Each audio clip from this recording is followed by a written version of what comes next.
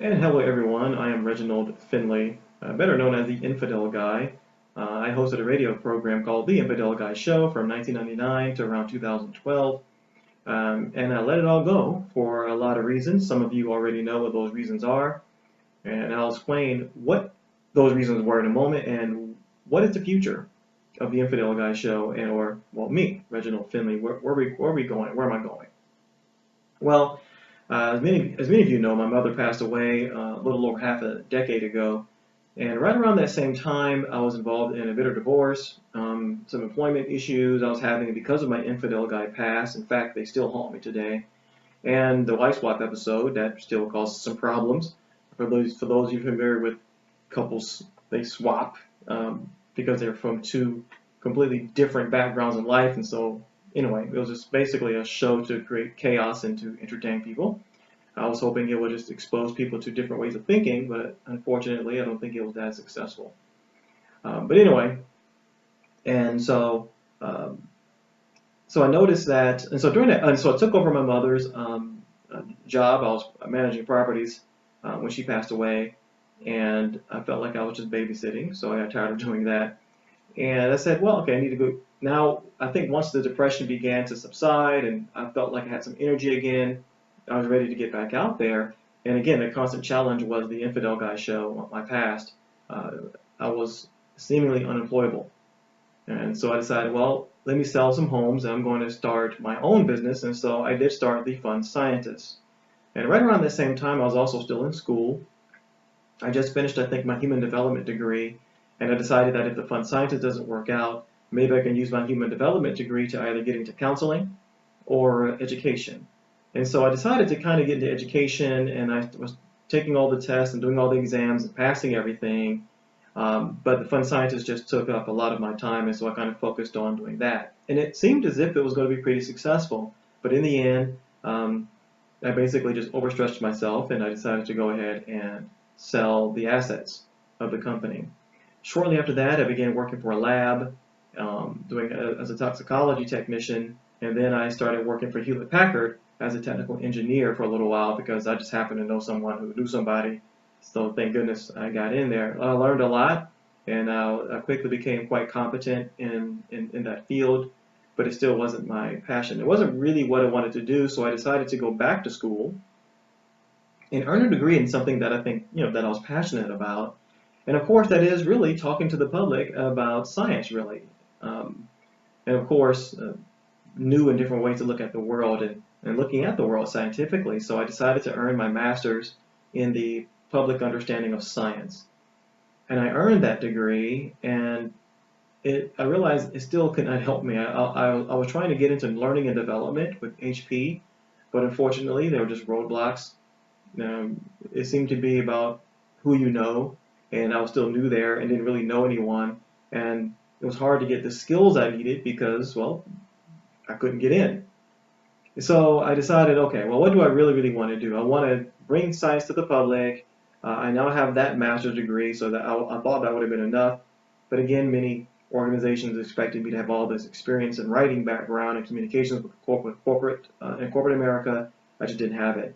So I created my own websites to try to facilitate that. I created a few websites, familyoriginstree.com, but that was really a research tree website dealing with genealogy and genetic genealogy. And I had that actually since 2005.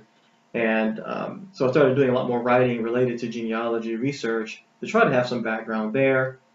Didn't really do very well, unfortunately. So right now it's just a personal website, but I do have some clients that I still counsel, and I do help people understand and interpret their genetic results. And so I keep finding myself back into the biological side of the public understanding of science.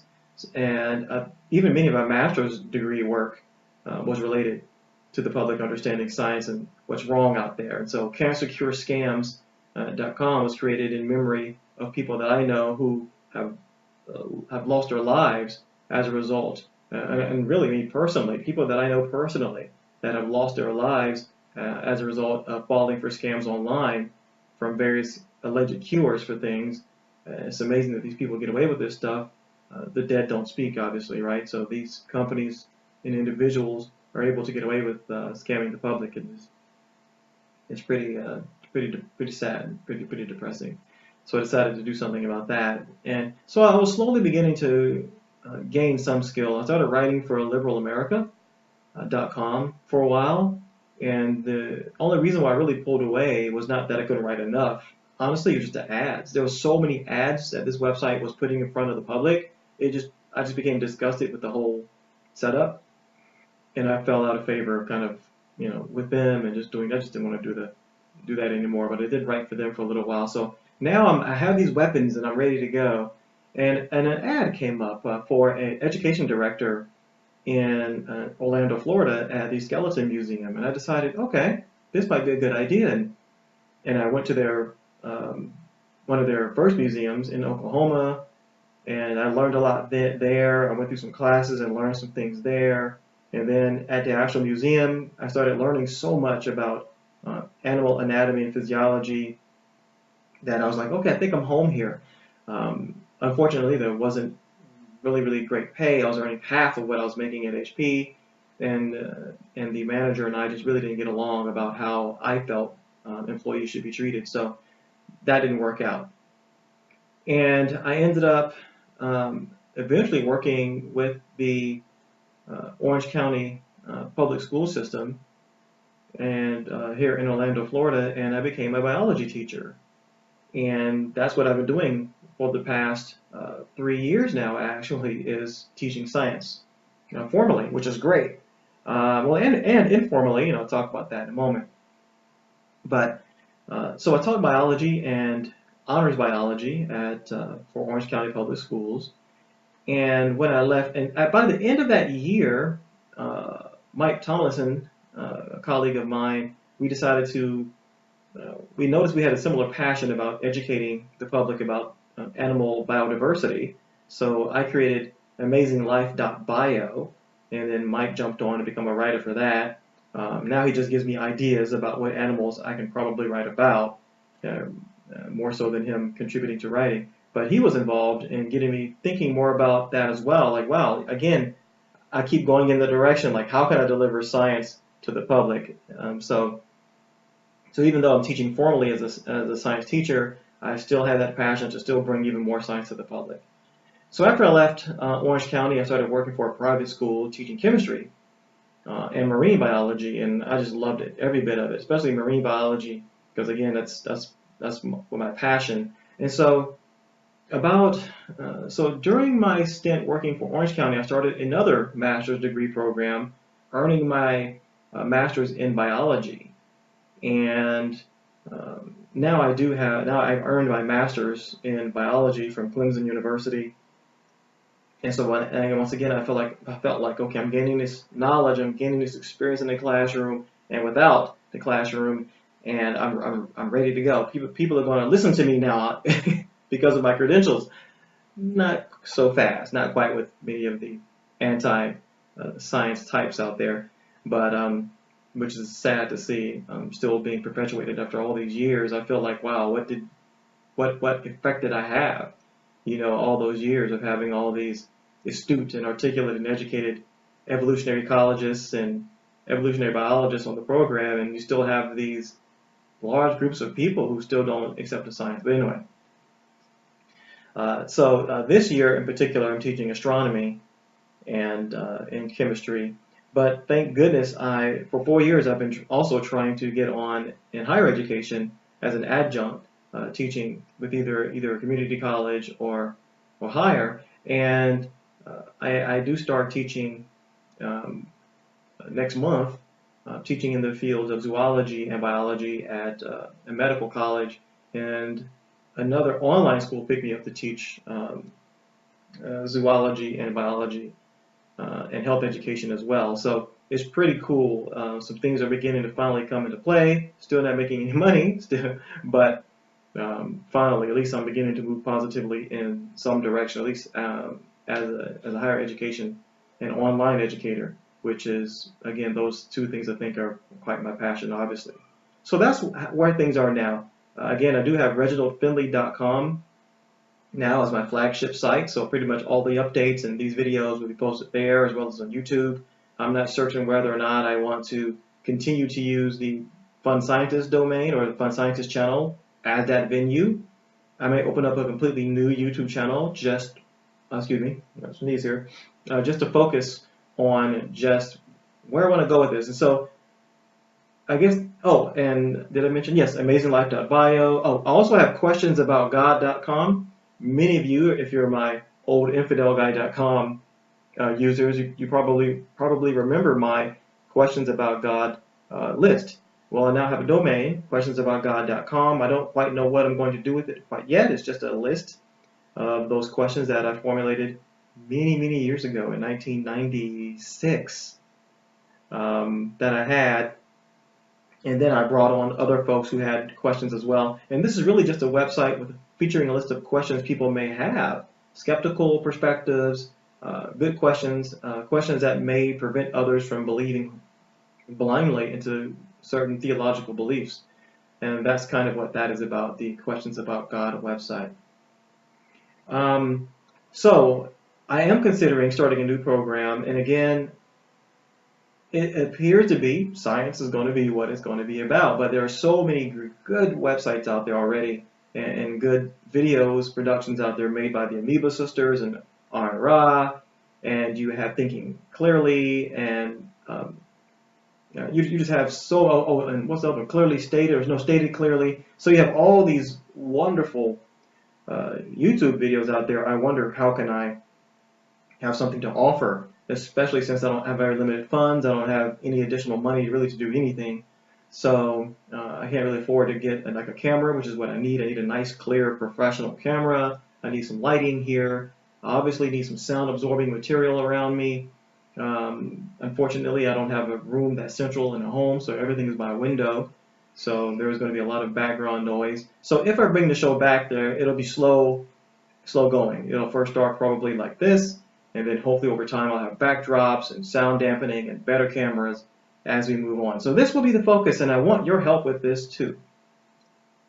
I'm not really sure where I want to go with this, but I am considering, again, the focus will be science, but I also want to delve into how people think and why do we think the way we do, and what can we do to fix bad thinking, as we see now with everything happening with Cambridge Analytica, and of course the continued false memes out there, fake news, just bad ideas, woo-woo stuff. I mean, you name it, it's all out there, and it needs to be combated. It's amazing how quickly someone believes someone just because it sounds magical, and the society needs to really work on accepting things because you just want them to be true. What is your litmus? You know, do you have a critical standard? What are you doing or using to evaluate whether a claim is true or not? And I don't think that, it seems like that's slipping. I thought that we were going to get smarter. I think we're becoming better at using technology, but understanding that technology, I think, is a problem, obviously. And knowing how to discern what is true and what's not is obviously become a serious problem. And I think many of us who have been on the internet since its inception, we saw it coming, right? It's no surprise to us. We kind of saw this coming, but I think it's probably getting at its worst point than ever. Every day now, I am debunking someone's stupid post somewhere about something that's just not true, and I always ask them the same question: the who, what, when, where, why, and how. And either there's an immediate negative response to my challenge to do this, or someone goes, oh, I don't know, I didn't think of that. So there's a need for this. I think we need more voices out there helping teach people how to think more clearly, rather than just giving them a bunch of information, helping them critically navigate through ideas. I think we need something like that. So it'll still be, there still will be some science giving information, but at the same time, I want us to critically analyze what people are saying and how do we think through that process to discover reality. So there will be some quack watch stuff going on. The presidency will be brought up. Sorry, it is not my goal to focus on this presidency. In so much as what I want to focus on, again, is critically analyzing statements. Do they make logical sense? All right. If they do, in what way? If it's not, let's address how it's not. And so that's pretty much what I want to kind of delve into when you hear certain claims, especially if these claims affect scientific progress or scientific knowledge. That has to be addressed. And so my program will focus on opening up those doors and revealing to the world what's wrong with these statements. Also, morality and ethics, we will talk about those things. Veganism will come up. I'll try to stay away from some topics, though I will probably give my opinion on it, like gun control. Religion may come up from time to time, but not a lot, because these things aren't really my focus. But I do want to talk about issues that affect us ecologically, things that affect our health. What's the truth about these things? I will do some reviews on some popular documentaries. I may talk about that somewhat if there's bad science in it. If the science is great, I'll talk about how the science is great. But I'll also talk about how groups embellish, or they may say certain things to affect you more emotionally, and there's nothing wrong with that, as long as there's reason and evidence and science behind that as well. If it's just straight emotion and bad science, that needs to be revealed. All right. The Infidel Guy archives are still up and available for those who remember the program. Infidelguy.com. Again, it's all there. So they're hosted on Google. So if you try to click on something and it doesn't download, let me know. You should not have to ask for permission for anything. It's all available to the public, all those archives. Not everything is up there. When I moved everything to Google, I mistakenly deleted a lot of stuff from my own program, my own server, and my server had a meltdown. So most of those programs are now just hosted in the cloud now. But I need to rectify that. Lastly, I am always accepting ideas and suggestions, so feel free if you have any ideas for the show, topics you'd like to talk about. If you want me to bring someone on as a guest, let me know. I guess I could use Google Talk for that, which some have suggested I should probably use if I want to have kind of a community or a round discussion about certain topics, which would probably be a great idea. And of course, if you're interested, I do have a Patreon account. I have not used it yet. I think I attached it to my amazinglife.bio website. But again, I think I'm going to kind of turn all of these websites in and focus them all into one area. And I think that will be the ReginaldFinley.com website. And the video blog will be a portion of that, but I may do live programming if the demand is strong enough. Right now, I'm willing to just accept questions and comments for each vlog that I post, and I will respond to your questions when I come back on the air, whatever that might be. And I may set up a chat room again as well so we can have responses in real time. But again, I'm still thinking about how I'm going to go more about doing this. Just let me know. So I will need donations eventually. Well, of course, I'll accept any donations now. You can just PayPal them to the email address that I've just posted on the screen there to help me get new equipment, cameras, and stuff like that. I just don't have any additional income. You know, if you're not working a very lucrative job and you have school loans and kids, you know how it is. You're pretty much perpetually broke. So anyway, so that would help me get back started again as well. And that's really about it. So hopefully I've covered everything. It will take me some time to get back into the whole process of doing my ums and uhs a lot and swallowing on the mic. And I need to get a pop filter. I have so much stuff I need to get. But again, hopefully with their help, I can get those things, or maybe some miraculous deposit will pop up in my bank. I don't know. All right. Well, anyway, guys, right now here my grandkids in the back here are crying. Yeah, we have my wife's daughter and her grandkids are here, so I'm the granddad too. But I've been trying to record this program. I've been trying to record this video for you guys like 3 days straight, but I've been having difficulty because there's just so much noise in the house all the time. It's driving me crazy. But all right. Thanks, guys. If you have any, again, questions, solutions, ideas, please let me know. The email address is right there. Thanks. Hopefully, we can have this really cool program. See ya.